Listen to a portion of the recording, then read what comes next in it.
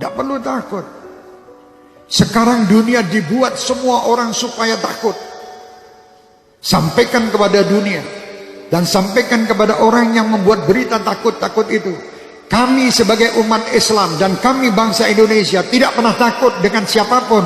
Kami hanya takut kepada Allah Subhanahu wa ta'ala yang menciptakan kita, yang menciptakan semua permasalahan yang ada ini. Allah, dekatlah kita kepada Allah, insya Allah semua akan nyingkir.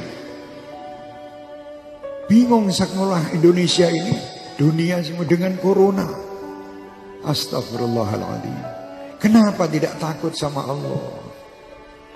Anda lebih takut membeli alat-alat untuk mencegah supaya tidak kena corona, tapi Anda tidak pernah mendatangkan ustadz untuk menyegah anak cucu kalian masuk neraka. Tidak pernah. Pernah ragat untuk ngurusi anak cucu supaya tidak masuk neraka? Tidak pernah. Tapi kalau berita corona, apapun dijual guna untuk membeli supaya selamat daripada corona. Mau mati sekarang, mati besok tetap mati. Sudah tidak bisa, kita mau lari dari kematian, tidak bisa. Supaya kita selamat, ayo dekat kepada Allah. Tidak ada mudarat. Siapa yang meninggal kena virus, pasti yang sudah ditetapkan Allah harus meninggal pada waktu yang ditetapkan. Didatangkan malaikat pencabut nyawa atas perintah Allah, lewat sakit kena virus. Tanpa kena virus itu pun yang meninggal tiap waktu tetap terjadi. Lalu apa yang harus kita lakukan? Apakah kita panik? Jangan. Panik tidak menyelesaikan masalah. Kita baca mengapa syariatnya Allah takdirkan ada ini. Oh, makan tidak terjaga, hidup yang kotor, dan berbagai hal yang kita bisa dapatkan informasinya. Efeknya, sempurnakan syariatnya, hidup bersih, makanan bersih, sikap bersih, plus doa yang banyak. Karena virus itu tidak akan menyentuh kita tanpa izin pemilik diri kita. Tubuh ini milik Allah hadirin, bukan milik kita. Tubuh ini tidak akan terluka sedikit pun tanpa izin pemiliknya.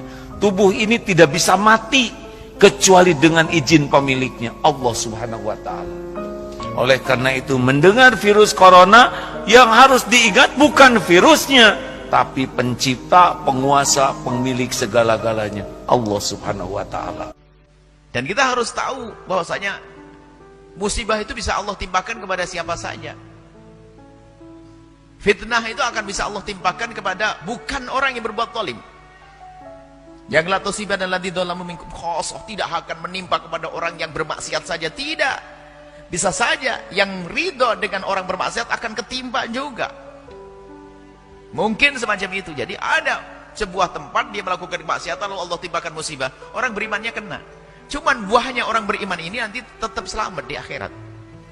Baik. Jadi semacam itu, musibah akan selalu ada. Hari ini ada ini, ada itu, kan selalu ada. Dan musibah dihadirkan oleh Allah bukan karena Allah tidak mampu untuk mengangkatnya, untuk mengangkat orang yang sadar kalau itu musibah dan bagaimana menyikapi musibah. Jadi Allah yang mengangkat derajat seorang hamba itu bermacam-macam cara. Ada jadikan ahli ibadah, kaya raya, sedang menderma, punya ilmu, jadi ulama, dan seterusnya. Ada dikasih sakit, kasih bencana, macam-macam. Itu kan kisah dunia. Kalau pengen nggak ada ujian, nanti masuk surga, nggak ada ujian. Baik. Lalu bagaimana sikap kita di saat kita melihat musibah yang menimpa satu kaum misalnya? Pertama, kembali kepada Allah Subhanahu wa ta'ala. Tadi kami sampaikan. Kembali kepada Allah. Banyaklah istighfar kepada Allah. Jadi kalau ada musibah itu adalah jangan sombong kepada Allah. Karena bisa saja musibah itu karena dosa-dosa kita. Banyak istighfar kepada Allah agar Allah jauhkan dari musibah. Istighfar yang banyak. Istighfar. Astagfirullah.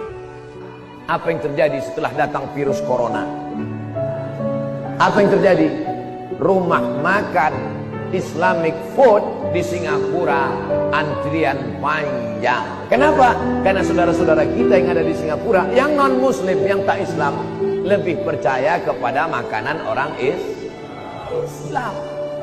Bicara makanan ini bukan bicara tentang masalah Islam saja. Insya Allah, kalau video ini kalian share, didengar oleh mereka, insya Allah banyak yang bersyahadat. Insya Allah. Pas ditengoknya penceramahnya Abdul Somad, tak jadilah. Ustaz radikal nih gitu. Kalian terlalu termakan isu. Jangan kalian makan isu. Yang dimakan itu bakwan.